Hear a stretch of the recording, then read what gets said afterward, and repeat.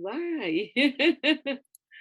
Na acomodação, uma das partes busca atender os interesses da outra e simplesmente esquece de si própria, quer dizer, negligenciando as suas próprias necessidades. No compromisso, implica concessões de ambas as partes em busca de uma solução parcial que as beneficie. E na colaboração, envolve o enfrentamento do conflito, na tentativa de se alcançar uma solução que satisfaça realmente as partes. E essa frase, essa frase do Rodrigues Júnior nos mostra, na verdade, né, esses comportamentos que nós temos diante de uma solução. Será que é melhor fugir? Será que é melhor competir? Será que é melhor se acomodar? Será que é melhor ter um compromisso com algo? Ou será que é melhor colaborar? E aí a gente Ana, antes de você passar, deixa eu fazer um convite para isso que vai ser na próxima lâmina já, que você vai estar passando, antes de abrir ela.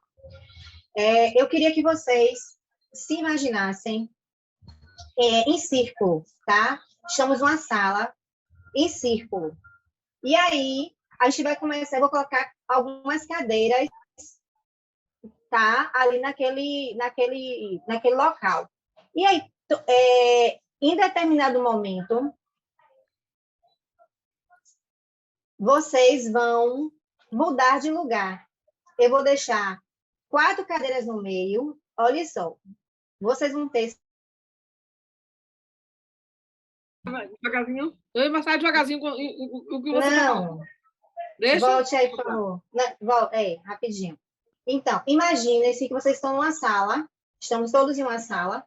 E cada um de vocês tem um lugar de vocês. Além do lugar de vocês, eu vou deixar também 2 cadeiras lá, certo? E aí, eu vou dar uma consigna, um comando para vocês, certo? Eu vou dizer assim, troquem de cadeira. Quando eu der esse comando para aí eu vou pedir vocês fecharem os olhos, se imaginarem nessa sala, que eu vou dar o comando para vocês. Depois vocês vão me dizer o que vocês vão fazer depois do meu comando, certo? 1, 2, 3... Segura, Ana. Segura, Ana. Volta, por favor. Não, eu só estou nessa instrução. Parei aqui. Não, mas volta. Volta. Mais 2. Diminua menos 2. Aí, até aí. 1, 2, 3 e já. Agora, troquem aí, corra, faça o que vocês vão fazer. Coloquem aí, eu abro o áudio para mim. O que vocês fariam a partir do momento que eu disse troque de cadeira? Qual seria o primeiro ato de vocês? Me falem. Como é que vocês se comportariam? Acho que eu ouvi, gente. Levantar e sentar da cadeira do lado. E se o seu colega não tiver saído ainda? Eu ia pedir para ela sair. Olha, tem gente que não ia pedir para ela sair, né? Sai, obrigada, Josi. Pode trocar. Cássio disse que ia procurar uma cadeira vazia, correr para sentar. Tamires ia correr para mais próxima. Todo mundo montando uma estratégia, igual a Josi, né? Corria. Falaria, gente, vamos todos para a próxima cadeira. A Natália trouxe aqui para a gente. Tamires corria, Ricardo saía correndo, a Natália também. Cássio procurou a cadeira vazia e correr para sentar. Tamires correr para mais próxima. Maria trocaria de cadeira para a próxima mais livre. Tayane correr. Dilane correr para mais próxima. Érica dizia, perguntaria, mas por que trocar de cadeira? Érica. Por que trocar de cadeira, né? Se eu posso ficar aqui na minha. Deixa eu ver aqui. Jamile disse, sentava na vazia. Érica disse que caiu a conexão, não entendeu. Desculpa, Érica. A Teresa falou, saia correndo gritando, vamos, gente, movimenta, povo.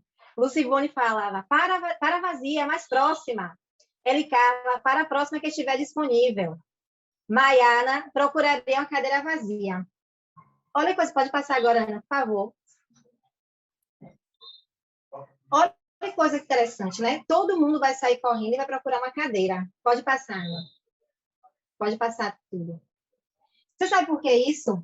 Porque nós somos condicionados a um modelo de escassez. Se eu não... Olha o que eu falei, tem cadeira para todo mundo, ainda tem 2 vazias, 2 ali vazias. Mas o nosso instinto natural, eu fiquei até imaginando a gente, todo mundo numa sala agora, o movimento como é que não seria, porque eu já apliquei essa dinâmica presencialmente e eu sei o resultado. Já fiquei aqui já imaginando, todo mundo correndo, e pega a cadeira, embora Jaceline, e bora para lá, bora para cá, mas se movimenta aí. E as duas cadeiras lá vazias. Possivelmente, sim, ninguém nem ia lembrar exatamente, Mônica. E aí, Cássio disse, mas pode ter algum engraçadinho que pegasse duas para tirar as pernas. Também, também. Mas é porque nós estamos condicionados, nós somos condicionados no nosso dia a dia a pensar em escassez. Eu tenho que pegar primeiro. Porque a gente, mesmo sabendo que existem cadeiras para todo mundo, eu vou sair correndo para pegar a cadeira. Porque eu tenho medo de pagar mico. Ai, meu Deus, se eu ficar em pé, olha as coisas que podem me passar pela nossa cabeça, né? Eu tenho medo de perder. Nossa, será que vou ter alguma coisa no final? Vai ter um brinde? Então, eu tenho que ir logo, né? Eu não quero ser o último. Né? A gente não quer ser. A gente quer ser sempre o primeiro. E aí, no processo de competição, tem muito isso, né? E a gente compete o tempo todo porque nós estamos dentro desse processo de escassez. Olha esse GIF, que coisa interessante. Dê uma olhadinha nele, o que é que esse GIF traz para vocês?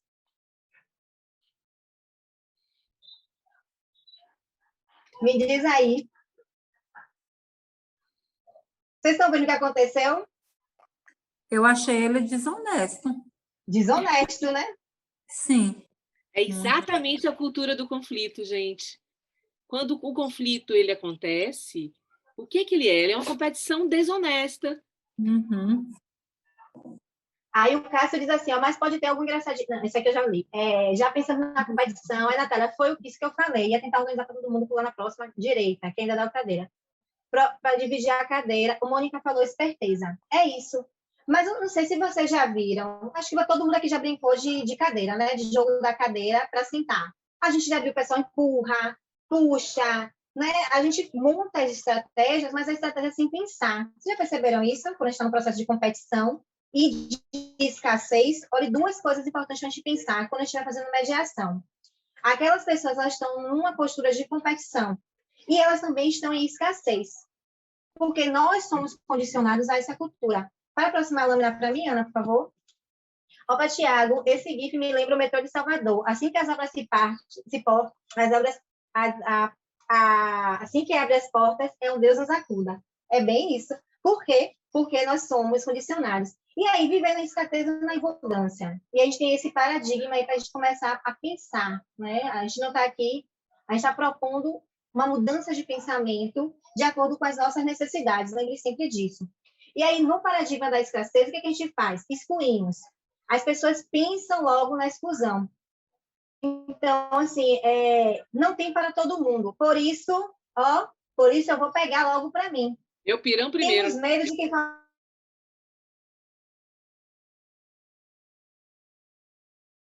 Meu pirão primeiro, o dos outros depois, que é o que a gente faz, né? Competir para estocar. Com isso, não vai faltar para mim. Se eu estocar, não vai faltar para mim. Olha o que aconteceu na pandemia, um exemplo clássico de processo de competição e de escassez, quando a gente está dentro desse processo. Quando a pandemia começou, as pessoas saíram desesperadas de suas casas, os supermercados ficaram lotados, faltou papel higiênico, não sei se vocês perceberam isso, faltou papel higiênico, faltou comida, faltou isso. Eu via pessoas com os carros de feijão, carro de arroz, no desespero. Por que isso? Com medo da escassez, de faltar, de eu não conseguir. A gente retira também as coisas de circulação, e também vou te retirar daquilo. Outro exemplo da pandemia. Os álcools que foram retirados para que você aumentasse o valor daquele produto. Isso porque escassez, se tem pouco, procura muita, aumenta maior. Mais valia, já falo um pouquinho, né? Mais valia, né? E aumentando os custos. Então, quando a gente está no processo de escassez, a gente tem esse ciclo aí que a gente acaba absorvendo e realizando. Olha que diferença. Passa para mim, Ana, por favor, quando a gente está na abundância. Olha só que diferença. Quando a gente está na abundância, a gente fala, nós somos inclusivos. Nós somos inclusivos, né? Eu vou ajudar essa pessoa aqui. Olha o que pensou, pedir para passar um, depois o outro, um para o outro. E se alguém por aqui chegou depois e ficou em pé, ó, colega, tem uma cadeira ali. Tem para todo mundo. Por isso, eu não preciso ficar aflito, sair correndo, né, atropelando uns aos outros, ao passo até de se machucar. Acreditamos que vai ter. Então, eu me tranquilizo, eu monto estratégia. O que eu vou fazer se eu sei que tem abundância, que tem cadeira para todo mundo e ainda tem cadeira sobrando? Eu vou parar, vou refletir e vou dizer, gente, vamos pensar aqui, ó, tem cadeira para todo mundo. Vai cada um aí, ó, vamos circular, só pode trocar. Colaboramos para criar. A gente colabora para criar. Com isso, todo mundo vai sentar, ninguém vai suar, ninguém vai falar, professora, peraí que eu vou ali beber uma água, depois se terminar a dinâmica, né? Porque vai estar todo mundo tranquilo, em paz. A gente aumenta o fluxo também, certo? E diminuímos os custos. Né? Quando a gente retira o que a gente retira de circulação, aqui a gente aumenta o fluxo, aumenta as possibilidades. E a gente diminui os custos. E assim, todo mundo vai ter acesso. E o nosso mundo, ele permeia nessa relação, né? De paradigma da escassez e paradigma da abundância. E esse é um processo que a gente precisa ainda trabalhar. Por isso que é um paradigma, porque precisa ser rompido, precisa ser quebrado. E a gente precisa ainda pensar em como isso vai acontecer. Rodrigo falou aqui o quê? Deixa eu ver. Estamos viciados na ideia de escassez, que chegamos ao ponto de nos perder dentro de um cenário de abundância. Perfeito, Rodrigo. Eu não fecharia melhor. Perfeita a sua fala. Quem mais gostaria de trazer alguma conversa sobre esse ponto de competição, cooperação, que a gente vai estar avançando? Quem mais gostaria de falar alguma coisa? Esse é o momento. Ficou claro para vocês essas duas diferenças? Fale, Josi. Olha a intimidade. Pode chamar que eu gosto.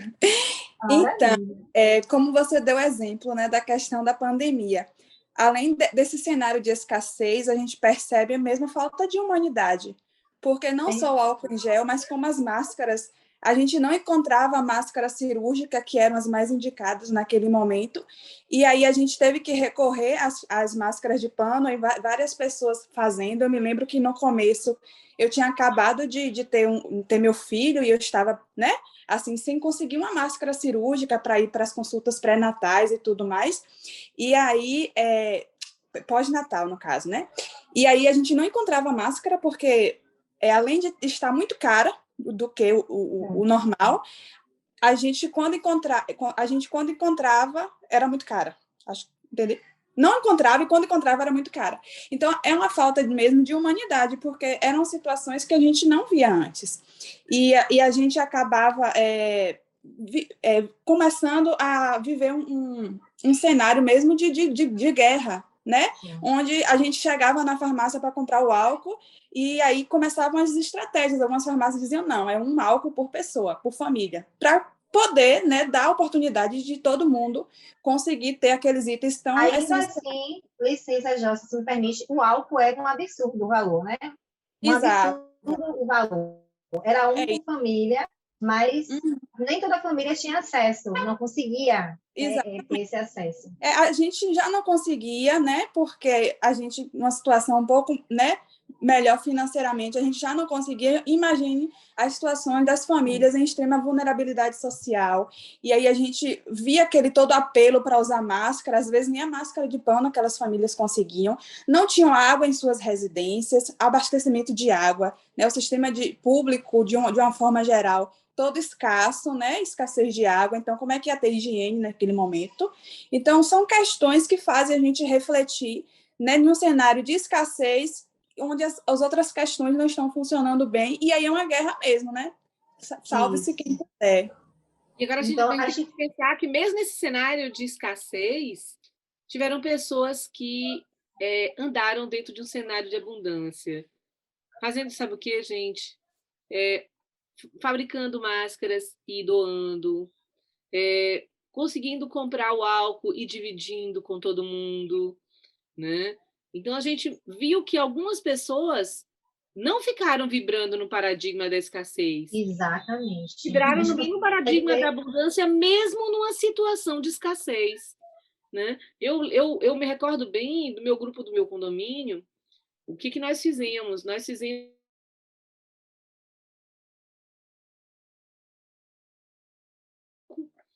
e nós distribuímos para todos os funcionários do prédio, nós distribuímos para as famílias das pessoas que trabalhavam com a gente, e a gente identificou também uma rede no bairro do Rio Vermelho, que era onde eu morava, que eram pessoas que eram o vendedor de bala, o vendedor, e criamos uma rotina de cada pessoa do prédio, né, adotar alguém e fazer uma doação, porque essas pessoas estavam sem emprego.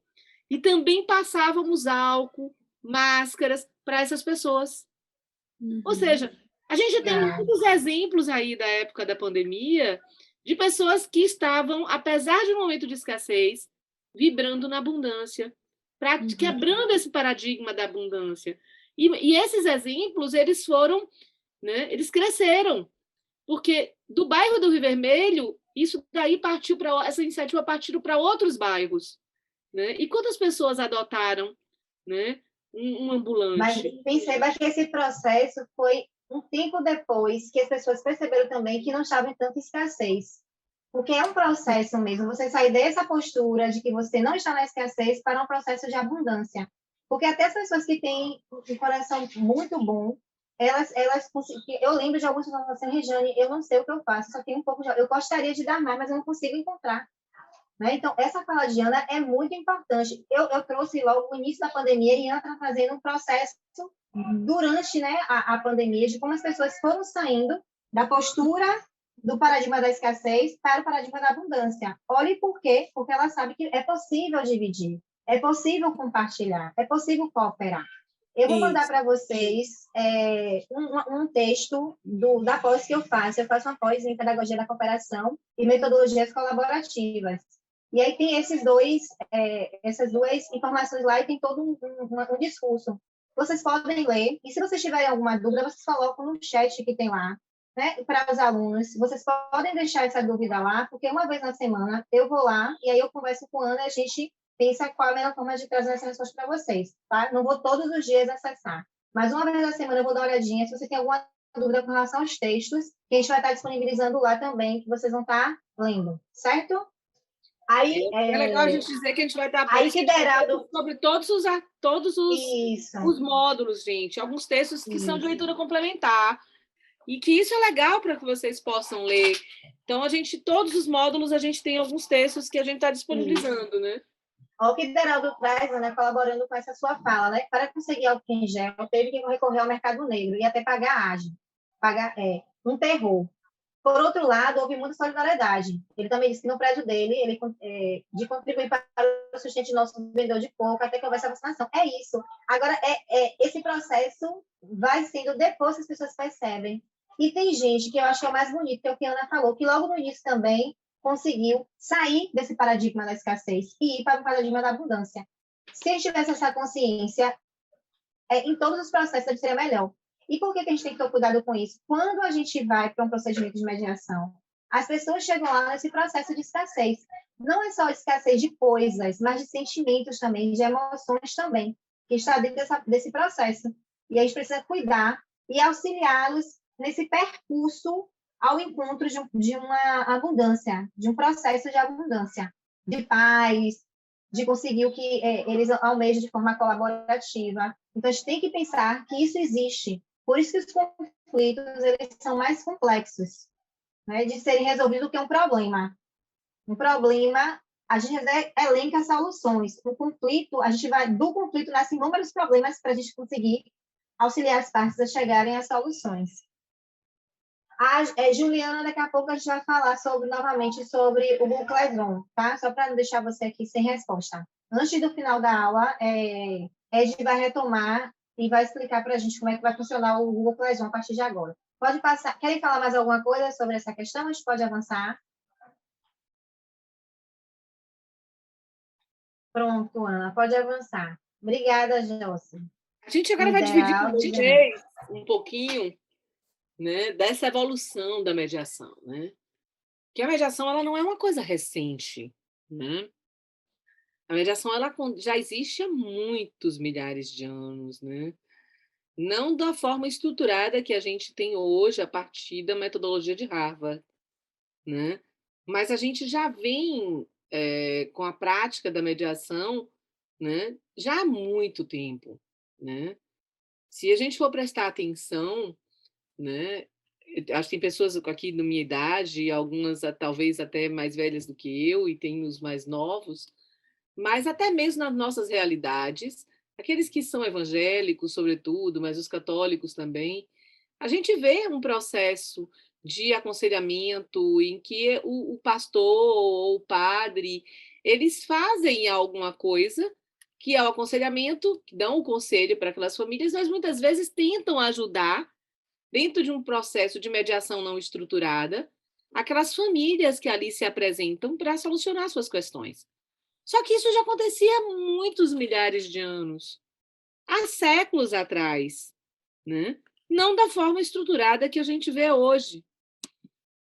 E a gente vai pegar e fazer uma linha do tempo, né, a partir, na verdade, de uma realidade que aconteceu nos Estados Unidos em 1976. Mas eu vou falar um pouquinho antes do que qual era a realidade dos Estados Unidos antes de 76, para vocês poderem entender qual era essa realidade e por que que veio isso.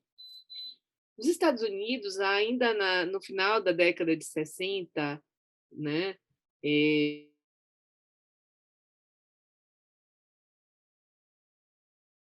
de estruturação, na verdade, da negociação, né? E também se adotou, foram, na verdade, observados alguns comportamentos de algumas tribos, né? E de alguns grupos, né? De comunidades tradicionais, e se percebeu que aqueles grupos, eles praticavam algo que não era a negociação direta, que era aquela negociação que tinha sido estruturada por Harvard. Mas eles tinham um terceiro, que ajudava aquelas famílias, os pajés, né? Alguém que, por exemplo, nas nossas comunidades tradicionais, a gente fez uma pesquisa ainda no início do observatório, né? Há 10 anos atrás, o observatório hoje, esse ano está fazendo 10 anos de existência, né? A gente fez uma pesquisa, né? E a gente observou que algumas comunidades tradicionais, e a gente fez várias, na verdade, já faziam essa prática. E uma coisa que nos surpreendeu foi numa viagem que a gente fez a Rio de Contas e que a gente fez uma pesquisa no Arquivo Público de Rio de Contas, e que nós identificamos procedimentos de mediação realizados, né, com relação a escravos. E aí a gente começa a perceber que, mesmo sem ser estruturado, esses processos mediativos, eles já existiam lá atrás. E nos Estados Unidos, na década de 60, eles começaram a perceber e observar como é que isso acontecia, né? Quem eram aquelas pessoas que traziam aquele conhecimento ou aquela praxis, né? E começou a se perceber o que a gente viu na pesquisa da gente nas comunidades tradicionais baianas, né? Que aquelas pessoas mais velhas, elas desenvolviam um traquejo para aquilo. E a escola de Harvard aproveitou isso e levou essa prática, né, a partir dessa observação, a uma ideia de que a negociação, que era direta, era uma pessoa negociando com outra, e que eles criaram um processo de negociação estruturada, muito voltada para o ganha-ganha, mais voltada para a realidade empresarial, né? Podia ser estendida para outras áreas, não só para as empresas, mas para as famílias. E se começou um processo de estruturação da mediação em Harvard, né? E desse processo de estruturação da mediação, cresceu muito nos Estados Unidos a prática da mediação familiar e da mediação comunitária. Em um determinado momento, um professor de Harvard, Frank Sender, ele percebeu que essa estrutura e esse crescimento da mediação na área familiar, na área comunitária e impulsionada ali para a área empresarial pela escola de Harvard, não pela Business School somente, mas agora pela Law School, poderiam ser a solução para um grande problema que eles viviam nos Estados Unidos. Eles viviam um judiciário envolto em uma sociedade envolta numa teoria do conflito, numa realidade de conflito, na cultura do conflito. Inclusive dentro do judiciário, ou de uma estrutura judicial, onde não existia o acesso à justiça para o pobre, como também ainda não existe. Nos Estados Unidos não existe uma política pública ou um pensamento de que o pobre pode ter acesso, por exemplo, com a utilização de uma defensoria pública como nós temos no Brasil, onde o acesso à justiça ele possa vir de uma forma mais cidadã. E o Sender, ele pensou que aquela cultura do conflito que estava abarrotando, né, as cortes americanas poderia mudar se eles criassem uma estrutura onde pudesse se utilizar a negociação dentro do modelo Harvard, a mediação já estruturada por Harvard, a conciliação estruturada por Harvard e a arbitragem, que já era uma realidade americana, sobretudo com relação às questões empresariais e já tinha tomado o mundo, né, com relação às questões internacionais. E ele propõe um modelo onde o judiciário passa a ter uma coisa chamada, ou denominada por ele, de sistema multiportas, onde o judiciário seria uma porta, mas nós teríamos várias portas. O processo judicial seria uma porta, mas nós teríamos várias portas, como está aí posta dentro dessa lâmina lá em 1976. Quando você buscasse o judiciário, você teria possibilidade de escolher que porta você iria. E, assim, é muito interessante você perceber essas portas, né? A primeira vez que eu tive o contato com o sistema multiportas, né, foi numa viagem que eu fiz na época que eu era gestora do projeto do Banco Mundial, do BID, aqui no Brasil, no início dos anos 2000. E nós fomos à corte, né, da Flórida, né, e fomos à corte de Nova York, né, a corte de Miami e a corte de Nova York. E há coisa de mais ou menos uns 6 anos atrás, eu fiz um curso na Universidade de Colômbia e nós visitamos a corte de Nova York e percebi que o que eu tinha visto lá atrás, né, ainda no início dos anos 2000, era a mesma praxis, não se tinha evoluído para nada, porque aquele modelo tinha dado certo.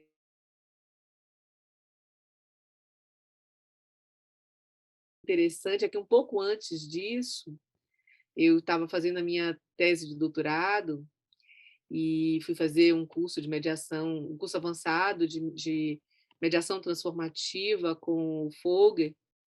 E na minha entrevista, nas entrevistas que eu fiz com o Fogler falou do processo de avaliação desse sistema multiportas, né? Uma pesquisa que tinha sido encomendada para avaliar o sistema multiportas. E o sistema multiportas funciona exatamente desse jeito. Quando você chega numa corte, né, você pode ter lá uma instituição particular de resolução de conflitos, né, uma empresa de mediação particular ou uma associação, ou pode ter um escritório de mediação de uma universidade, né? E esse escritório de mediação ou esse escritório de negociação, ele vai àquela sala onde é apregoado as partes e expõe o que é um processo de negociação, se for o escritório de negociação, expõe o que é o processo de mediação ou conciliação. São coisas distintas e bem distintas para o americano, mas têm a mesma base. É uma coisa distinta do que nós entendemos como conciliação também, né? Nós estamos hoje numa fase, né, nesses últimos anos, de conhecer de novo o conceito de conciliação, né? E Sender trouxe essa ideia de uma política pública nova e de inserção disso nos tribunais. Isso foi um grande marco para o judiciário americano, né? Porque apesar, né, da forma de gestão individualizada de cada estado, os estados passaram a adotar o sistema multiportas, cada um no seu tempo. E hoje o sistema multiportas é uma realidade em todos os estados americanos. Todos, sem exceção. Neste momento daí, há um grande crescimento da mediação, né, da negociação, da conciliação, da arbitragem, dentro do processo de popularização. O que é isso? A mediação, a negociação, a conciliação e a arbitragem deixaram de ser algo voltado para as empresas, para quem tinha dinheiro, ou quem estava sendo atendido por um projeto, uma iniciativa, né, de uma associação, uma iniciativa comunitária de ter essas realidades. E passaram a um status de que as pessoas realmente sabem o que é negociação, o que é mediação, o que é conciliação e o que é arbitragem. E essa popularização levou a uma prática de inserção de cláusulas de mediação dentro de todos os contratos, ou cláusulas de arbitragem em todos os contratos americanos, como uma coisa natural. E durante esse lapso temporal, isso começou a ser difundido para outros países. Essa política começou a ser difundida para outros países. E o Brasil começou a conhecer isso também. Apesar de que a maior parte dos teóricos, dos estudiosos da mediação que são antigos, né? E aí eu posso citar os nomes, né? Só passaram a conhecer isso já no meado dos anos 90. Apesar de que, em 88, a gente tem a nossa Constituição Cidadã, com um preâmbulo que traz, né, toda a base, né, inclusive para um acesso à justiça diferenciado, né, e uma base para que a gente possa pensar em cidadania e em um acesso à justiça, né, nas bases para um acesso à justiça que não seja só a justiça tradicional. De 88 para 96, nós temos todo esse processo de amadurecimento. E aí alguns colegas, né, e posso dizer assim, porque eu vivenciei esse período daí, eu iniciei no procedimento, no mundo da mediação e da arbitragem ainda em 95, né? No mesmo período, 94, 95, o Adolfo Braga também estava lá, a Tânia Almeida, né? A Ana Paula Holanda, alguns colegas que partilham esse momento aí do início da mediação e da arbitragem, começam a conhecer esses instrumentos. É interessante a gente dizer para vocês que a maior parte de nós, e eu posso falar por mim também, nós entramos muito mais e trabalhamos muito mais a arbitragem naquele momento inicial, e essas pessoas todas, né, eles eram da mediação e da arbitragem. E era muito mais da arbitragem até do que da mediação. Exceto a Tânia Almeida, que nunca esteve do lado da arbitragem, sempre estudou apenas a mediação. E em 95,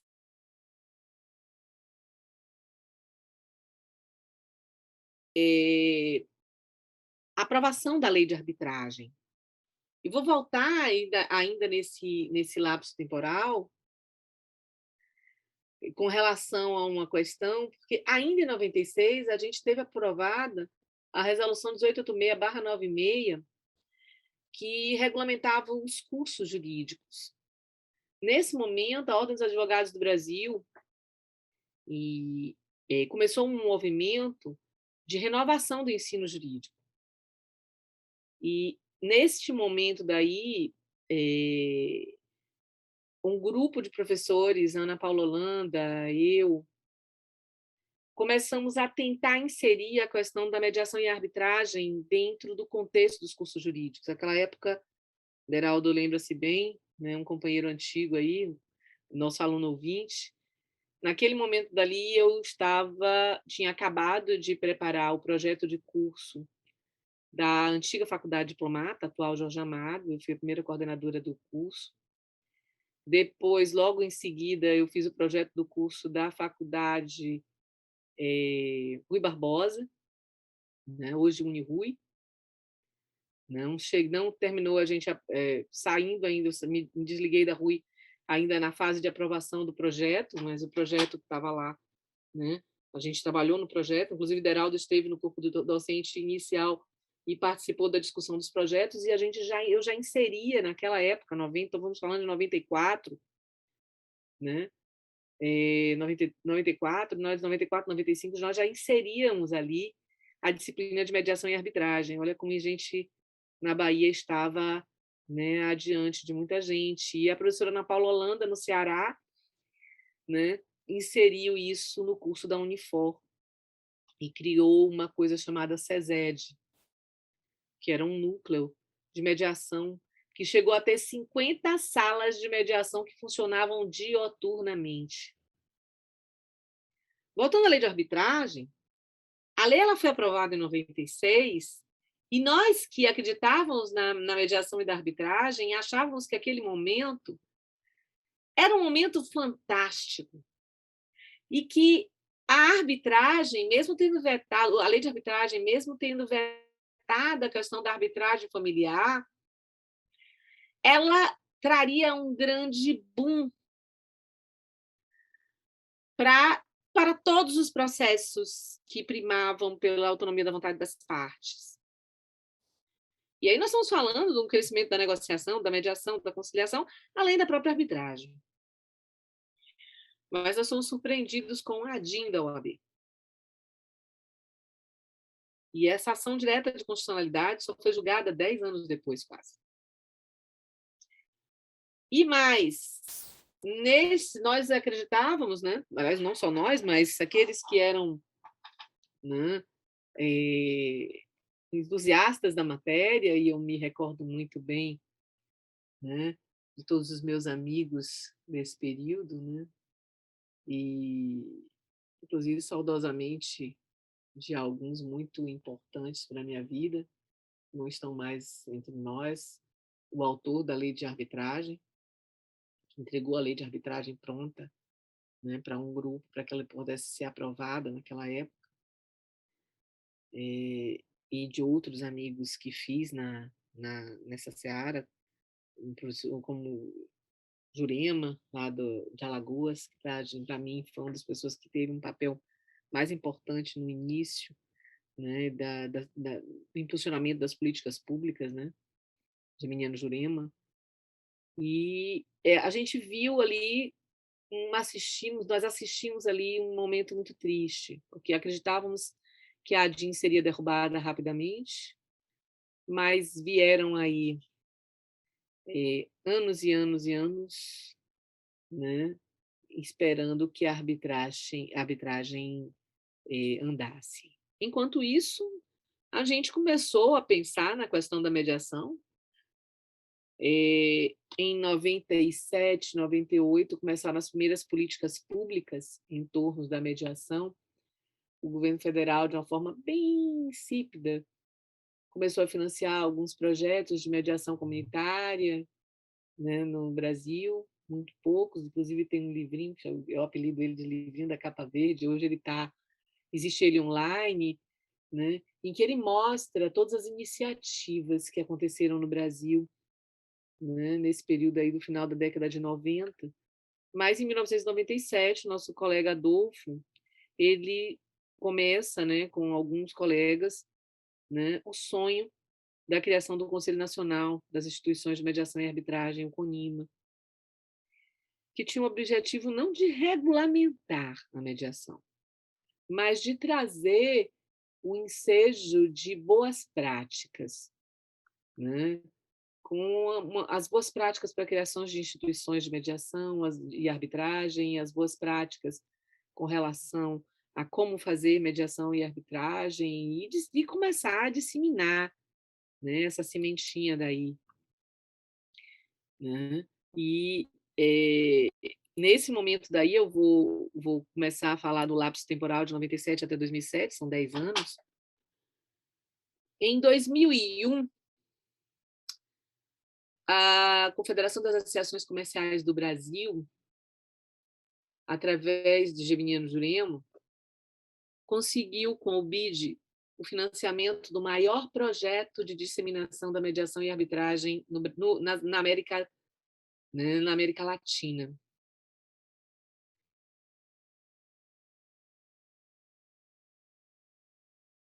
Financiado, e a Associação Comercial do Brasil, juntamente com o SEBRAE Nacional, começou a implantação desse projeto no final de 2002. Eu fui gestora desse projeto durante alguns anos, muitos anos, né? Primeiro, no lado do SEBRAE Nacional, onde eu era concursada, depois, quando eu pedi exoneração, pelo Sistema das Associações Comerciais do Brasil.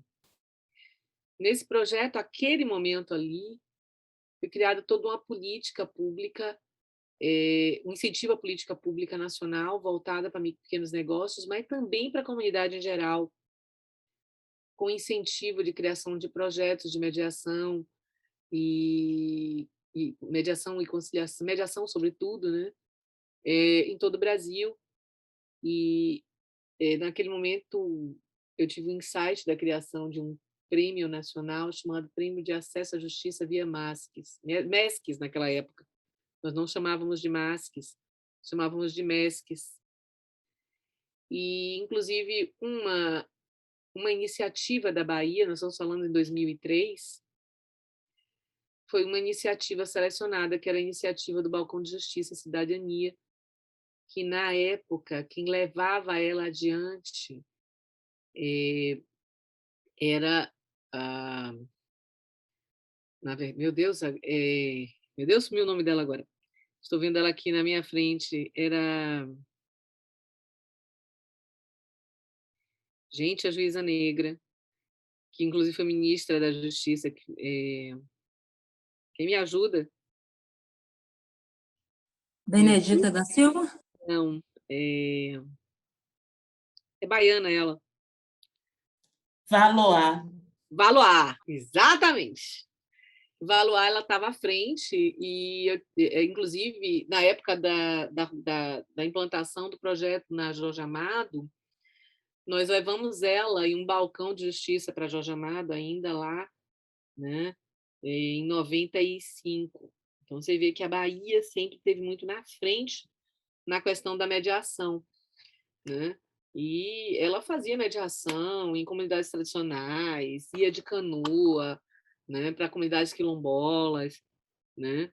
E a Bahia participou desse prêmio e nós tivemos, na verdade, essa iniciativa, 2 iniciativas do Ceará, uma iniciativa do estado de Goiás, né, e uma iniciativa do Rio de Janeiro, que era uma iniciativa do Judiciário do Rio de Janeiro, como a de Goiás também era do Judiciário, mas era do Judiciário em parceria com outras entidades, que era o chamado Expressinho Rio.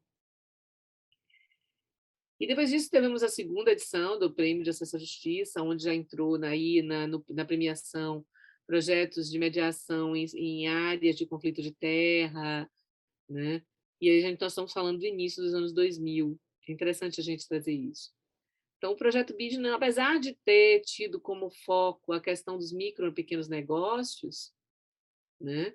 Ele trabalhou muito com a questão da comunidade, com a questão da academia, e capacitou, fez convênios com entidades de classe, como o Conselho Federal de Administração. Com o Conselho Federal de Administração foram capacitados quase 3.000 pessoas. No projeto BID, nós capacitamos cerca de 1.200 multiplicadores, né, instrutores do projeto do Banco Mundial. Inclusive, o professor Deraldo Dias foi uma dessas pessoas capacitadas durante os 8 anos do projeto BID, quase. Né? O professor Deraldo, salvo engano, foi capacitado em Pirinópolis, não foi? Me responda aí, professor Deraldo, que eu não me lembro onde foi sua capacitação. Lá em Pirinópolis. Lá em Pirinópolis, foi muito bom. Excelente curso. Eram 8 dias de capacitação intensa, de manhã, de tarde, de noite, né? Como também aconteceu em Maragogi, aconteceu foram vários, né? E cada capacitação dessas, as primeiras, né, eram sempre uma leva de 150 a 200 pessoas, trancadas num hotel durante 8 dias. E nós chegamos a capacitar 1.200 multiplicadores. no Brasil inteiro. Né? E daí surgiram, né, foram criadas 187 câmaras de mediação e arbitragem no país, com apoio financeiro do Banco Mundial, para pagamento de secretária, para pagamento de conta de correio. Naquela época se utilizava correio, né? Correio, implantação. Então, era assim, um projeto de muita grana. Licença, meu bem. Como você me pediu para cuidar do horário, a gente vai precisar avançar, porque a gente vai precisar dar um intervalo para a gente ir para a segunda etapa, viu? Como você me pediu para eu cuidar, eu estou te lembrando. Ótimo. Então, depois disso daí, a gente está em 2004, 2005, 2006, 2007. 2006, a gente começou um trabalho muito grande com o Tribunal de Contas e com o Judiciário. Em 2005, começamos esse trabalho com o Judiciário. E esse trabalho que nós fizemos com o Judiciário, em 2007, foi brindado com a criação do FONAME. Foi a grande abertura que a gente teve para o Tribunal Multiportas. E, em 2010, a gente vem com uma primeira resolução de impacto, que é a Resolução 125, de 2010, que traz para a gente, efetivamente, o Tribunal Multiportas como uma realidade quase que efetiva, que foi consolidada em 2015 com a alteração do Código de Processo Civil, criando a mediação e a arbitragem, criando o cadastro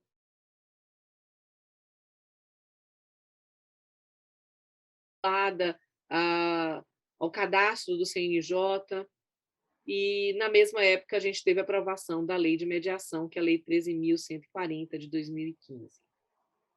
É interessante a gente dizer que lá atrás, na época que se discutiu a lei de arbitragem, e que nós já estávamos num processo onde muitas pessoas estavam ali pensando, vários de nós éramos contra uma lei de mediação. Aliás, todos nós, os antigos. Adolfo, eu, Tânia, Ana Paula, Lilian, que veio um pouco depois, Lília Salles, todos os antigos eram contra uma lei de mediação. E é interessante que, em 2000, quando veio o projeto BID, várias iniciativas, né, Zoe Cobra e vários outros projetos de lei de mediação surgiram, e eu, além de ser gestora do projeto BID, eu era também assessora da assessoria legislativa do Sebrae Nacional, e nós batíamos muito pesado na aprovação de uma lei dessa, porque nós achávamos que engessaria a mediação num processo inicial. Confesso a vocês que eu acho que a lei de mediação ela é desnecessária, porque ela, na verdade, só regulamenta a mediação judicial. A mediação privada, né, ela continua acontecendo da mesma forma, do mesmo jeito, e a única coisa que eu acreditava, né, em 2015, quando ela foi aprovada, é que nós teríamos uma disseminação da mediação e um fortalecimento dessas instituições privadas de resolução de conflitos, né? Realmente aconteceu, mas é interessante dizer que, da mesma forma que, quando foi julgada a ADIM, né, a gente também vivenciou um processo de criação de câmaras com muitos inidôneos por todo o país, sobretudo, né, fazendo simulação e fazendo coisas completamente loucas. E, com a lei de mediação, nós tínhamos muito receio que isso acontecesse. Não vou dizer para vocês que não aconteceu.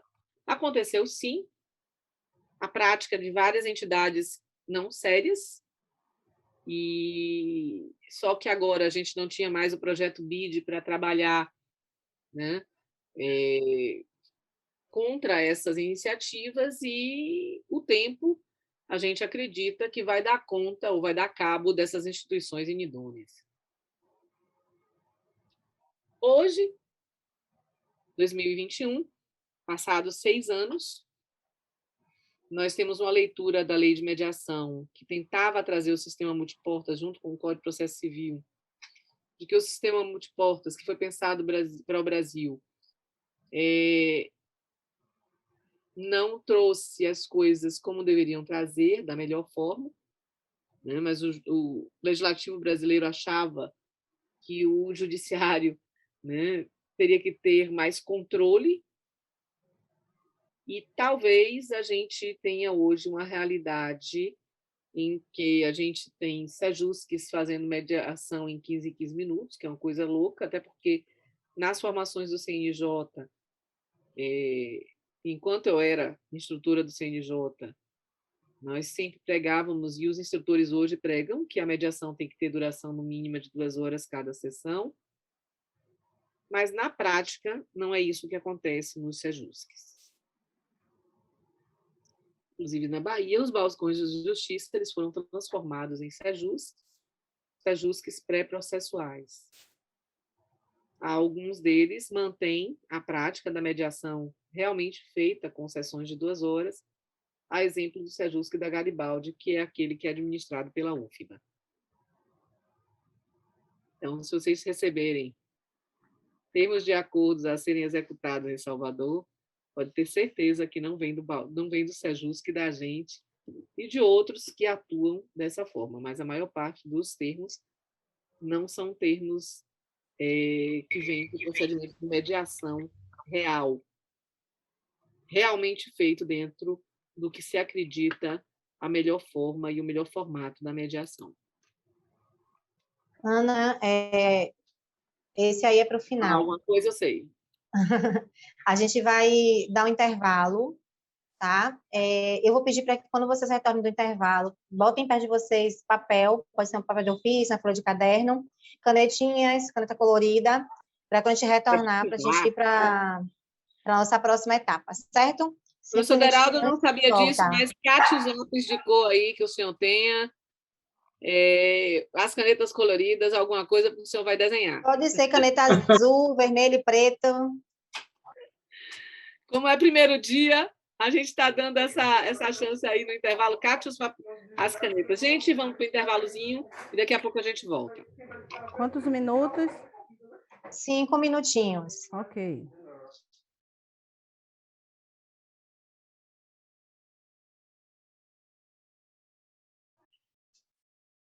Pronto. Hoje a gente começou já a fazer nós já fizemos nosso check-in, que era o check-in dessa aula, né? Cada um colocou lá o seu emojizinho. Entendi. E o nosso objetivo agora é, na verdade, a lâmina. Estamos sim, Ana. Então, ótimo. Então, nosso objetivo agora é trabalhar, vivenciar, na verdade, as teorias que permeiam a mediação, e é interessante que a gente conheça essas teorias. Essas teorias elas vão nos ajudar e muito, a partir do momento em que nós conhecemos. Vamos também dividir um pouquinho, né, o que é o mediador, o que é ser o mediador, o que é saber ser o mediador, né? E é isso que a gente vai falar, né? É isso que a gente vai discutir no conteúdo dessa aula. E para isso a gente pediu lápis e papel para vocês, né? Para que vocês, na verdade, pensassem, enquanto convidados da gente, né, Rê? A desenhar um retrato de como seria a sociedade hoje, com base nas suas percepções, né? Como é que você colocaria isso no papel? Como é que é essa sociedade? Como é que ela se apresenta para vocês? E a gente vai dar um tempinho para cada um fazer o seu desenho e a gente poder dividir esse desenho.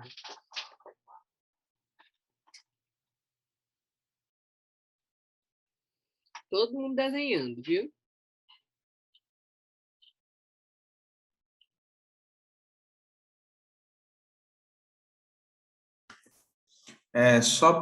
Boa noite, pessoal. Desculpa, acabei chegando um pouco atrasado, mas só para repassar, é para fazer um desenho referente a como nós enxergamos o mediador diante da sociedade.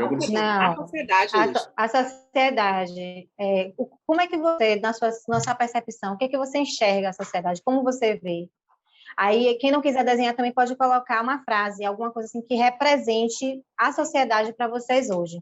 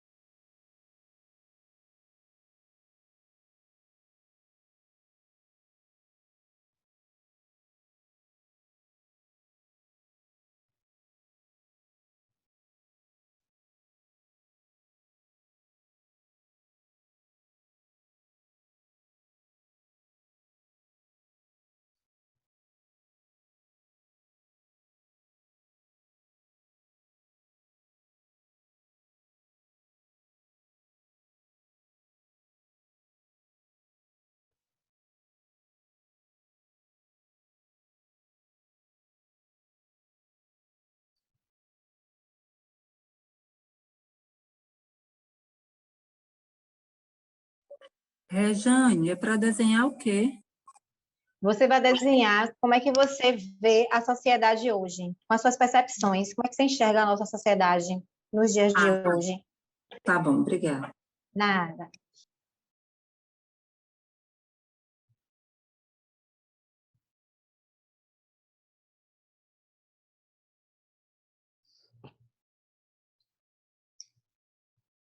Mandei uma mensagem para você, viu? Vou olhar aqui, amor.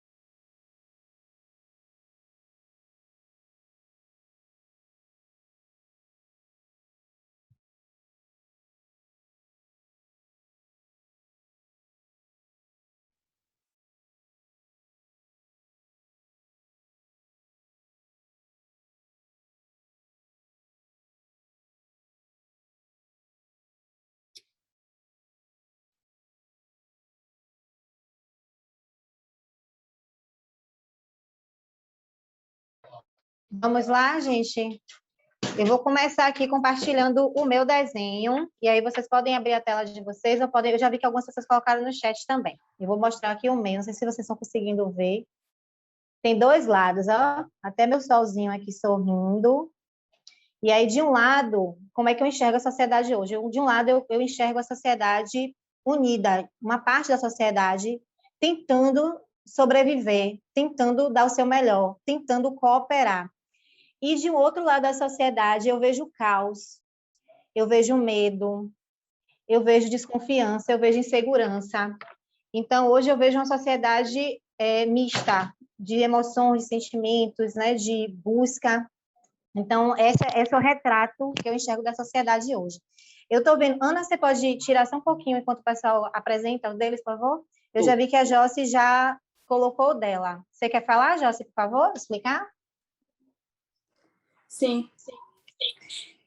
Eu vejo a sociedade, né, como relações estas que são formadas, relações sociais, relações amorosas, profissionais, né, relações religiosas. E aí eu coloquei um círculo, né, onde cada bonequinho desse aí representa esses tipos de relações que vão interferir na dinâmica de um modo geral do ser humano. Aí eu vejo dessa forma. Sociedade marcada por relações.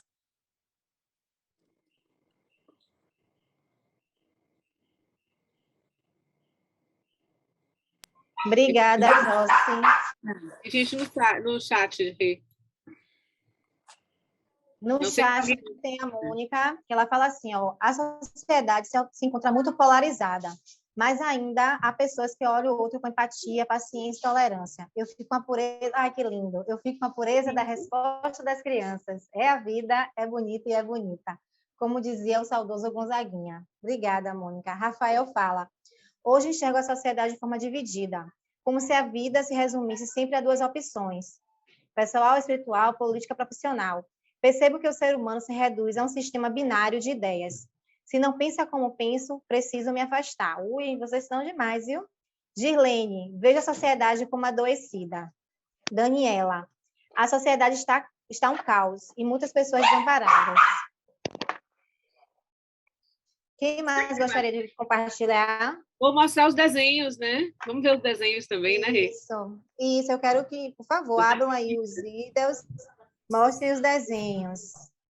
Eu fiz Silene, eu não tenho muito o dom de desenhar, então eu fiz algo mais abstrato, mas foi no sentido de que a sociedade, né, está formada por relação inteiramente conectada, e as várias cores é justamente para representar a diversidade, cada um de uma forma, mas sempre a gente está conectado, independente de se ter os litígios, conflitos e tudo, sempre há essa conexão e essa interligação. Maravilha, obrigada, Júlia. Quem mais quer compartilhar? Salomão disse que eu nunca consigo pensar em nada para desenhar. Pode escrever também, viu, Salomão? Pode ele escreveu. Declamar uma poesia. Ele escreveu? Deixa eu ver o que ele escreveu. Ele escreveu, ele informando que ele não consegue pensar em nada. Que a sociedade é representada pelos conflitos de ideologias e pelas questões sociais que nos movem. Perfeito. Obrigada. Tanto de forma individual como em conjunto, tanto em âmbito familiar quanto no religioso e político. A Gilane tem uma parte da sociedade doente devido à falta de empatia e outra parte que luta contra isso. Acaba adoecendo também por conta dessa influência negativa, é verdade, viu? É um cuidado que a gente precisa ter aí no nosso combate, de que pessoas que atuam em cultura de paz, elas precisam estar sempre trabalhando o seu processo de empatia, de autocompaixão, autoconhecimento, autoempatia, para ela não se levar pelo caos. Porque quem trabalha em cultura de paz vivencia e atua em muitos espaços de litígios, de caos, de processos problemáticos, e ela precisa cuidar disso também. Então, o que Girlane traz é muito importante. A Natália disse que ela vê a sociedade como um reflexo das escolhas individuais, com todos os integrantes responsáveis pelo que acontece, seja por ação ou por omissão. Existem pessoas que escolhem contribuir com os outros. Sempre há espaço para ajudar os outros. E a Alessandra, pessoas autocentradas e pouco ou nada altruísta. Rodrigo, por um lado, vejo uma sociedade competitiva, pessoas emocionalmente frágeis, caos, sociedade refém a novas tecnologias. Por outro lado, uma sociedade formada pela união de grupos por um bem maior, por lutas sociais contra as injustiças, empática e solidária. Legal. Quem mais vai colocar desenhos? Não é possível que só duas pessoas desenharam. Olha, vocês já viram, né, que eu não tenho também do artístico, não. Eu vou nos palitinhos, ó. Tá vendo? Tereza tá mostrando dela aí, ó. Deixa eu ver. Pronto. Você pode explicar para a gente, Tereza, por favor? Está fechado o seu áudio. Eu coloquei que nós vivemos numa sociedade que é diversa, que está conectada, por isso várias cores, que está conectadas. E aí eu coloquei uma tentativa de fazer desenhos de tablets, uma tentativa frustrada, e de emojis.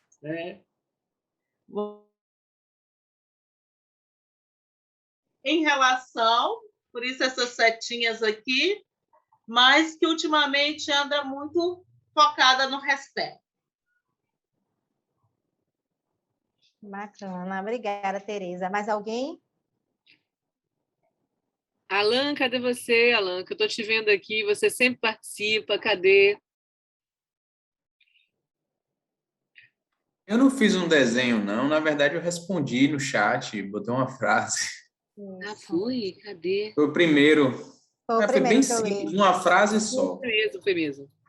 A Débora também trouxe uma frasezinha aqui. Aqui, né, ele falou um conjunto caótico de emoções e interesses conflituosos. A Ana falou luta do dia a dia por melhorias e reconhecimento. A Débora falou, eu vejo a sociedade competitiva e egoísta, por isso a falta de equidade. Quem mais?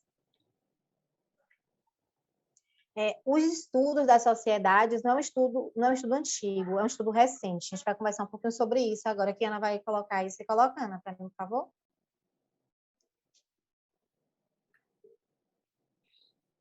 Na verdade...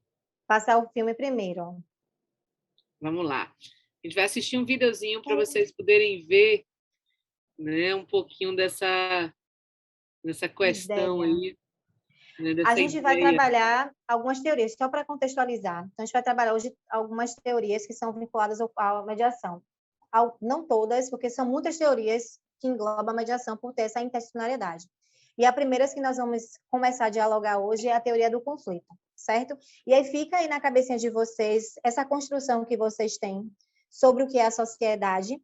E aí a gente vai conversar sobre isso, de como a gente pensaria uma sociedade ideal, né? Vamos pensar nessa construção aí também. Tá? É muito importante a gente pensar. Ele aqui, agora ele sumiu? Espera ainda.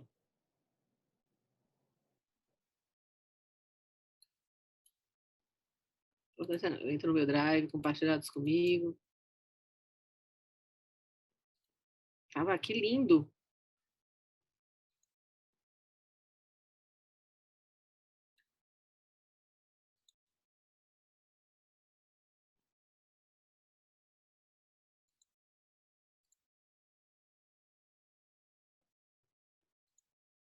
Aí, vamos lá.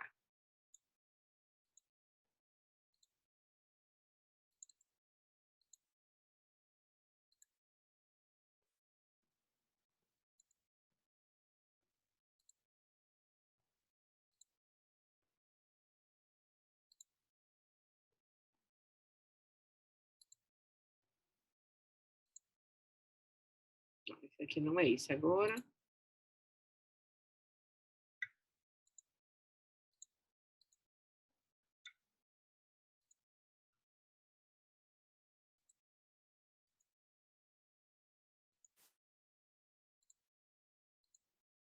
Meu Deus. Travou tudo. Espera ainda. Coisas de tecnologia. Mas eu acho que esse aqui é ele, não.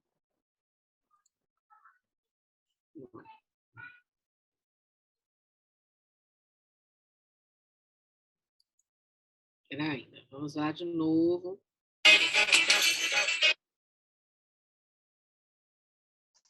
Não é esse, não. Não é esse, não. Ai, meu Deus. Abre o drive. Ele reproduz pelo drive também.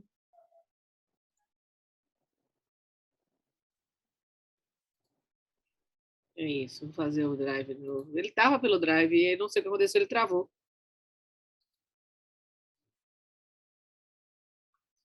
Gente, que é isso?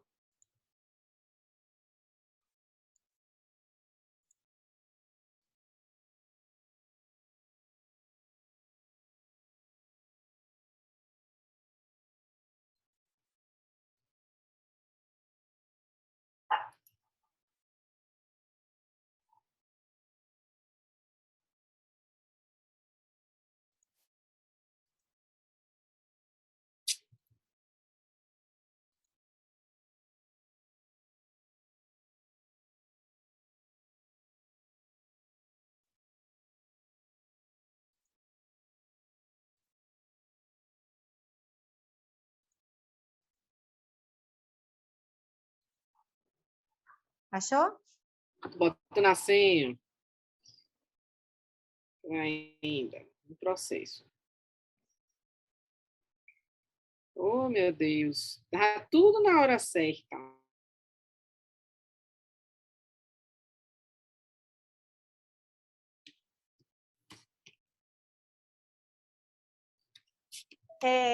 Enquanto você abre, já consigo abrir. Se você não conseguir abrir, bota aquela imagem para a gente conversar um pouquinho sobre ela, enquanto você tenta colocar. Já entrei aqui. Espera aí que tem gente aqui no chat falando. Deixa eu aproveitar para ler. Silvia pediu para mandar a lista de novo, Ed, por gentileza, o link da lista, que a internet dela caiu. Por favor. Lideraldo diz assim: eu vejo uma sociedade que perdeu o pudor e a ética. baseada em fake news, onde as pessoas saíram do armário para incorporar o lado negro da força, e a mediação como alternativa de retorno ao diálogo, à solidariedade e à humanidade perdida. Profundo isso aqui, viu? Obrigada, Deraldo. São reflexões que a gente precisa começar a fazer e a pensar. Pronto.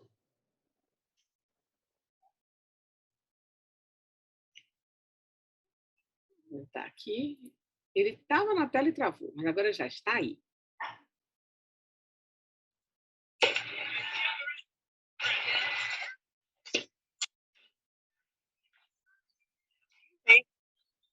You didn't think anyone would catch you, but you just slammed your door into my car. Não está compartilhando ainda não, Ana. Sorry, lady. Não? Não está aparecendo para a gente, não. Espera ainda que nós vamos voltar.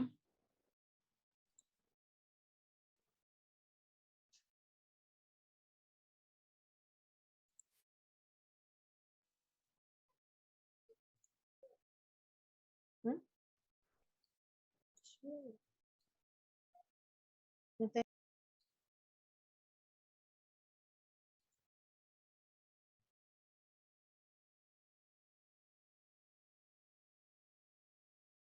Agora tem que aumentar. Está aparecendo já, mas tem que aumentar. Ainda que nós vamos fazer isso. Meu filho, saia daí. O mouse não está querendo obedecer, não, é? Não.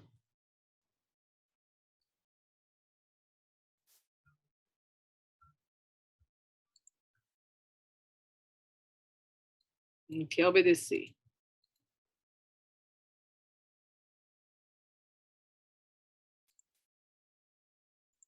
Eu achei que o caminho era esse, mas o caminho não é esse.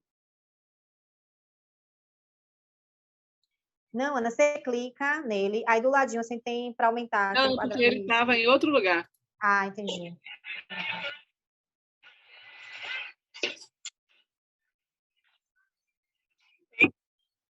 I know you didn't think anyone would catch you, but you just slammed your door into my car. The least you can do is say you're sorry, lady. You don't have to take that tone. It's not like I'm hurting your resale value.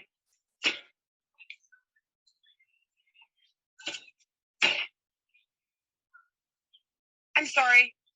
See? Like that.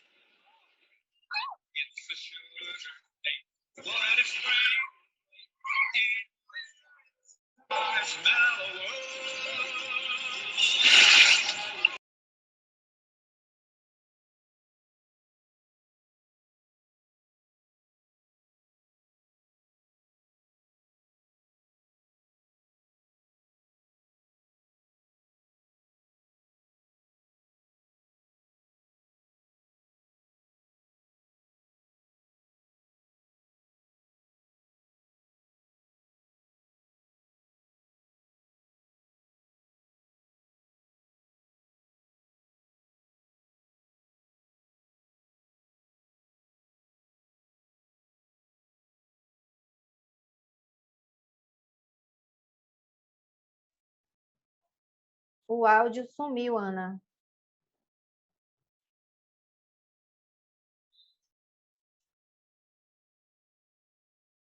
É porque você desligou o seu áudio. Aí, acho que some, não é não?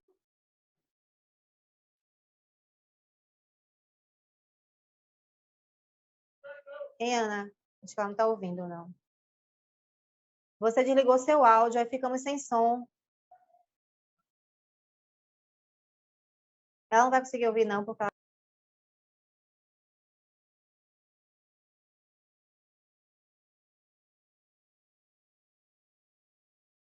Como você desligou seu áudio, a gente ficou sem som. E eu desativei o áudio para poder... Não, ficou sem som.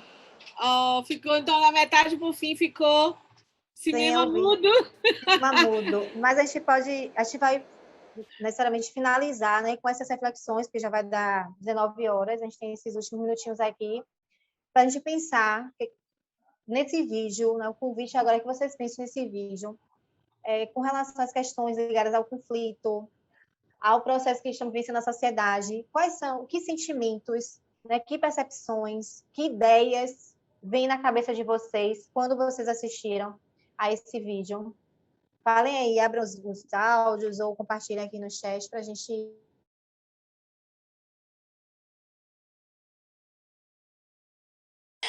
Então... Primeiro que a Mônica, depois a Ana Clécia. Primeiro a Joyce, depois a Mônica, depois a Ana Clécia, pela ordem. O que me veio à cabeça quando eu vi, inicialmente, né, que a pessoa que bateu na porta da outra foi sem querer. Só que a outra não aceitou as desculpas e aí revidou.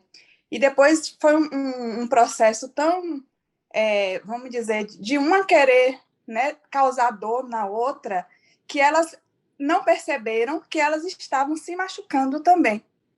Então, a situação ela foi se agravando, né? E aí aquele sentimento mesmo de que eu quero que você sinta a mesma dor que eu quero que você também pague pelo que você fez a mim. E aí acabaram que elas não perceberam o tanto que elas estavam se machucando. Foi a ideia que eu tive, o pensamento que me veio, né? Um sentimento mesmo assim de vingança. Eu vou passar para a Mônica. A Isis falou intolerância e a Ana Maria falou vingança aqui no chat. Mônica, por favor. A ideia que eu tive também foi de vingança. Assim, a pessoa quer fazer com o outro o que aconteceu consigo mesma, né? O que aquele outro fez, mas está se autodestruindo, se automutilando e não está percebendo. E isso acontece, foi o caso do carro aí, mas acontece no nosso psicológico, nas nossas relações pessoais, de amizade, relacionamentos afetivos, de um modo geral, que muitas vezes, não, fulano fez isso comigo, eu vou fazer isso daqui também. Mas, às vezes, o que você está querendo fazer com aquela outra pessoa, a pessoa não está nem se dando conta e você está se martirizando, está se amargurando. É bem complicada a vida, viu? Gostei da fala final, é bem complicada a vida. Ana Clécia, por favor. O que eu ia falar foi dito por todas, né? Então, eu só vou acrescentar que o que as duas estavam vivendo é uma relação de ódio, onde eu costumo dizer que quando a pessoa que sente ódio, que sente raiva, ela acha que ela está dando veneno a alguém, mas ela está tomando aquele veneno. Então, assim, quando partiu para uma querer vingar a outra, as duas estavam se envenenando, na verdade, não envenenando a outra. Massa, obrigada. Rodrigo falou falta de controle emocional. Deraldo trouxe, juntou a fome com a vontade de comer, e deu risos, né? E a Ednei falou falta de equilíbrio emocional. Essa fala da Ana... Alan, você quer falar? Não. Eu até quero, mas meu cachorro está aqui, uma loucura. Pode falar, a gente se adapta, não se preocupe. Não, só mudar um detalhe, na verdade, a primeira colega que falou que a outra não aceitou muito bem a desculpa, né? Na verdade, teve um detalhe ali, na verdade, ela não pediu desculpa, né? A moça meio que esnobou a outra acho que pela condição do carro da outra. Mas, na verdade, o que acontece? É a ausência de linguagem, falta de linguagem assertiva mesmo, do meu ponto de vista. O que acontece ali é uma reação. Uma pessoa tem uma ação e vem uma reação agressiva. E as duas reativamente, uma agressivamente, a outra vai reagindo e vai tomando uma proporção cada vez maior daquela relação. E que poderia até ter sido evitado se tivesse um controle emocional e soubesse um expor a outra no que foi que machucou naquela conduta. E é somente, como a gente falou em outras aulas, como eu até disse em outras aulas, que é a falta exatamente da linguagem assertiva e diminuir a reação. A gente não tem que reagir à conduta do outro.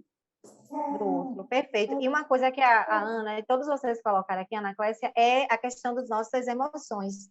Olha como tudo vai também para as nossas emoções, para a questão da inteligência emocional. E sentir raiva é algo que a gente precisa naturalizar. Sentir ódio não, porque ódio não é sentimento. Raiva é algo que a gente precisa naturalizar. Sentir mágoa é algo que a gente precisa naturalizar. O que a gente precisa cuidar é com as reações que a gente tem da raiva e as reações que a gente tem quando está chateado. Né? São essas reações que perpassam a questão de uma comunicação assertiva, de um trabalho de inteligência emocional. Porque é inevitável, porque, como eu falei para vocês, lembram? As emoções são reações biológicas. O nosso corpo responde de forma intuitiva, automática.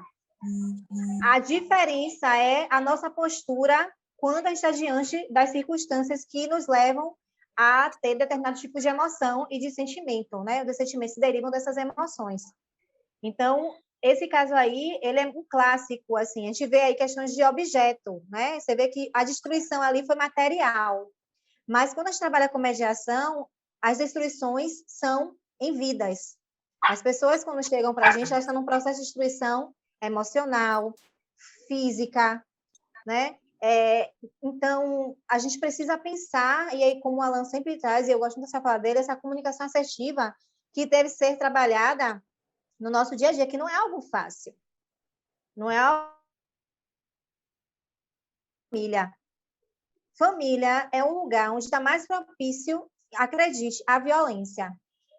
Porque a gente tende a não segurar nossas emoções. A gente consegue ainda, de melhor forma, dentro do processo social, no trabalho, na escola, na rua. E olha que a gente vê aí o processo que a gente tem de guerras, né, de briga em todos os ambientes.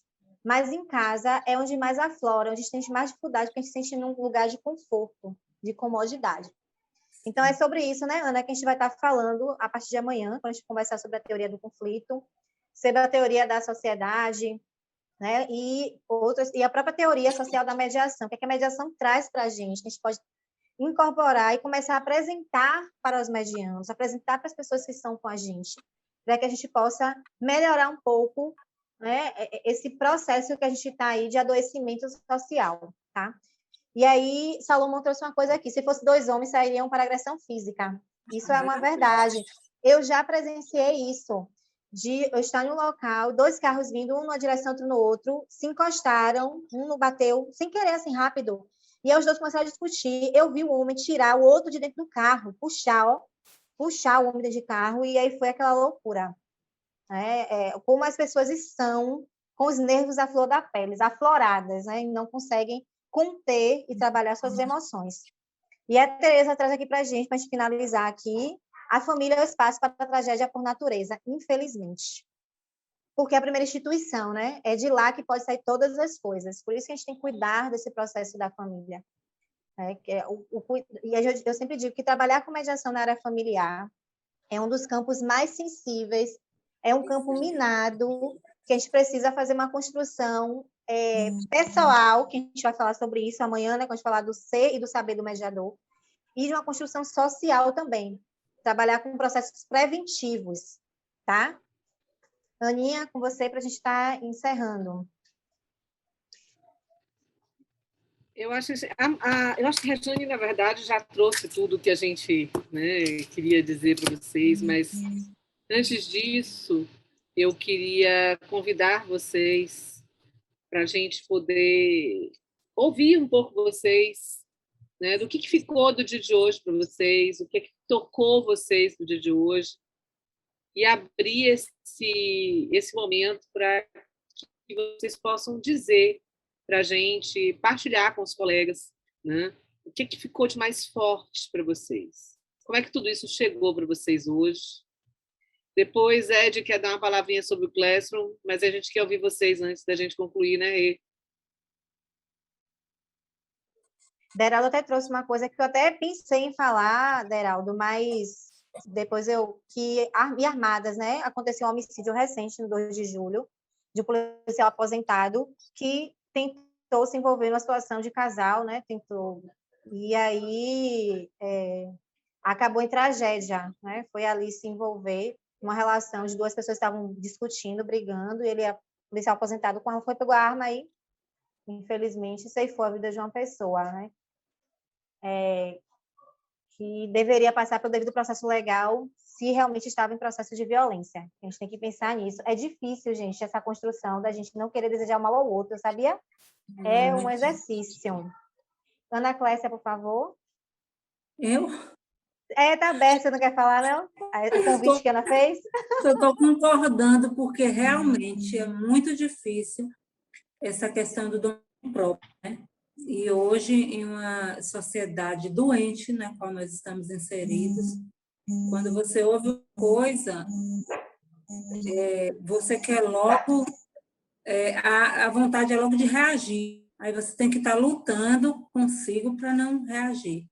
E quando foi dito aí, né, o que ficou de hoje? Me remeteu a um casal que eu fiz mediação de conflitos, e foi o primeiro casal, assim, foi o primeiro casal que eu fiz a pedido do defensor e que deu certo, né? Aí eles agradeceram e tal. Aí, semana passada, sexta, meu colega me ligou, Ana, Mariana ligou, quer falar ou com você ou com o doutor Gustavo. Aí eu liguei para ela para saber. Eu liguei do meu celular, quando eu liguei, misericórdia, era uma cena de guerra que eu não podia. Eu não estava vendo, mas só de ouvir eu imaginei. As crianças gritando, o marido xingando ela xingando o marido, e ela ia falar, ele falava, não, o que ela está esquecendo de contar o que ela fez comigo. Acho que ela tirou uma panela de pressão nele, e ele quebrou o fogão, e aí ela estava cobrando o fogão, e foi uma confusão. E aí começou ele dizer de lá que eu vou matar essa mulher. Meu Deus, misericórdia, eu fiquei de cá desesperada. Falei, Mariana, dá um tempo, deixa eu falar com o Tiago. Aí ele falava comigo pelo celular dela. Depois entregava e iam ofendendo, até que meu celular descarregou. Só que eu tinha conseguido para os dois, uma amiga minha que é psicanalista, aí eu pedi para que ela fizesse atendimento, a terapia com os dois. Eu falei assim, eu preciso de um presente. Aí ela falou, o quê? Aí eu contei a situação. Ela, não, eu vou encarar esse desafio. E aí ela aceitou, só que ela não tinha conseguido ainda o contato, falar com a assistida. E ela tinha me sinalizado, Ana, não estou conseguindo, ela não atende e tal. Mas aí, nesse dia que ela me ligou, foi o dia que eu também estava tentando e não conseguia. Eu tinha enviado uma carta convite, ela não respondeu. E aí, nesse dia que ela ligou para mim, aí, quando meu celular descarregou, eu falei, não vou ligar agora, primeiro eu tenho que me recompor, respirar, para ver o que eu vou fazer diante da situação, porque eu fiquei com medo de realmente ele acabar matando ela. Eu falei, meu Deus, eu vou me sentir como? E aí eu lembrei agora. Aí ela ligou, conversou, aí agendou o atendimento logo para ele, para o dia seguinte. E aí ele foi. Aí, quando Mônica me retornou, falou assim, Ana, não sei se vale a pena, porque ele estava muito alterado, totalmente desequilibrado. Só que quando eu os atendi pela primeira vez, eu os encaminhei logo para o psicanalista, o psiquiatra, porque ele deu sinal de que precisava tomar medicação, e aí eu encaminhei. Depois ela mesma quem me pediu também para agendar para ela, que ela estava precisando passar pelo psiquiatra. Os dois tinham ido para o psiquiatra e os dois estavam tomando a medicação. Só que nessa situação, os dois tinham parado de tomar a medicação. Aí chegou nesse conflito. Mas, graças a Deus, que no dia seguinte, aí depois de um tempo, eu liguei para ela no mesmo dia, né? E avisei, meu celular descarregou, eu estava esperando carregar para lhe retornar. Ela me falou, não, a Mônica me ligou, que é psicanalista. Eu falei, fingi que eu não sabia. E aí ela falou, não, está tudo certo, ficou agendado para Tiago e amanhã, mas eu não sei se ele vai. E aí ele foi, né, de fato ele foi, mas ele tinha saído de casa. Aí ela continuou os atendimentos. Aí ele voltou para casa, e aí ontem ela me ligou lá na defensoria e falou que, graças a Deus, que estava tudo bem, me agradecendo, e que realmente o que falta é os dois se conscientizarem, que precisam tomar um remédio, e por conta disso acontece o conflito. Mas a gente percebe que pode, de fato, acontecer uma tragédia de uma hora para outra por conta dos ânimos exaltados, né? E ainda mais quando existe a necessidade de medicação e eles não se conscientizam para, de fato, tomar. Obrigada, Ana. Tem essas questões mesmo que é do adoecimento e tem as questões que é da própria natureza, né, da pessoa, que a gente vai conversar mais para frente. Sua fala foi muito pertinente. Obrigada, viu, Ana, pela partilha. Ed, a palavra é com você para a gente estar finalizando. Explicar um pouquinho da resposta aí da questão do Classroom. Pronto, pessoal, a gente manteve contato com o CMO para verificar o que é que está ocorrendo, né, que a maioria das pessoas não conseguem acessar o Classroom. E aí o que foi passado para a gente lá na SDEP é que realmente existe uma incompatibilidade, né, da conta que foi criada, uma conta free, que foi criada essa sala, e os acessos que estão sendo feitos, né, pelos os e-mails da Defensoria, que é uma conta que tem um certo custeio. Então, por esse fato, está havendo essas restrições. E aí, o que foi passado para a gente? Foi informado que a gente poderia, a CMO, diretamente criar essa sala do Classroom através de uma conta, né, com o domínio da Defensoria, a qual vai permitir a gente ter acesso com um login da Defensoria ou com um login particular, pode ser das duas formas. Então, isso já foi feito, e aí a gente consultou as facilitadoras, né, se elas teriam condições de puxar o material que já está disponibilizado na sala do Classroom anterior, para colocar nessa sala nova, e elas me informaram que não há problema algum. Então, essa sala foi criada hoje, eu vou passar as credenciais para as facilitadoras e a gente vai passar a utilizar essa sala da agora em diante. Então, é provável que amanhã a gente já dê para vocês. Eu vou passar os links para a Rejane e para a Ana, e amanhã elas já passam, ou quando elas fizerem essa, porque não vai ser fácil fazer hoje, de hoje para amanhã, né? Não tem esse tempo hábil, elas passarem, a partir de hoje, a utilizar essa sala. E aí elas vão disponibilizando o material anterior à medida do possível, né? De acordo com a disponibilidade delas aí. E aí agora, segundo o CMO, a gente vai poder ter acesso tanto com o domínio Defensoria como domínio público. Certo? Era isso que eu queria passar para vocês. Tem mais alguma coisa? A gente vai arrumar a sala durante esse final de semana. Não, é isso mesmo. Vai arrumar a sala para vocês não ficarem quietos. E aí, nas próximas semanas, vocês vão estar com o material todo lá bonitinho, certo? Porque a gente vai estar recebendo isso hoje. E aí, como amanhã ainda é um dia mais atípico de correria, lá para sábado dá para sentar e arrumar e na segunda-feira disponibilizar, certo? Só finalizando aqui, obrigada. Deral até falou aqui para a gente, né, ainda desse raciocínio, que não é bom deixar vocês sem trocar. Ele falou, me lembrei agora que quando eu trabalhava com o procurador da Fazenda, na Escola de Família, depois de analisar dezenas de processos de inventário e divórcio, assisti um casal se agredindo fisicamente de uma forma tão violenta que tivemos que chamar os policiais militares para separá-los. Obrigada também, Deraldo, pela partilha. E a gente vai pegar esses exemplos novamente mais para frente, quando a gente for trabalhar a mediação mesmo dentro do contexto familiar, certo? E não é o mesmo que a gente faz no empresarial, não é o mesmo que a gente faz, inclusive, dentro de uma comunidade, certo? Fazer mediação dentro de comunidade não tem o mesmo viés de emoção, de sentimento que familiar tem. E aí, lá na frente, a gente vai trazendo essas diferenciações e vai trabalhando. Agora, quem faz mediação familiar faz qualquer mediação no mundo e na vida. Está pronto para qualquer tipo de mediação, tá? A gente vai encerrar aqui, né, Ana? Agradecer a vocês. Amanhã a gente está aqui às 9 horas para falar sobre as teorias e sobre o mediador, o ser e o saber dele, tá bom? Então, gente, fica com Deus. Tchau, boa noite a Até todos. Amanhã. Boa noite a todos e a todas.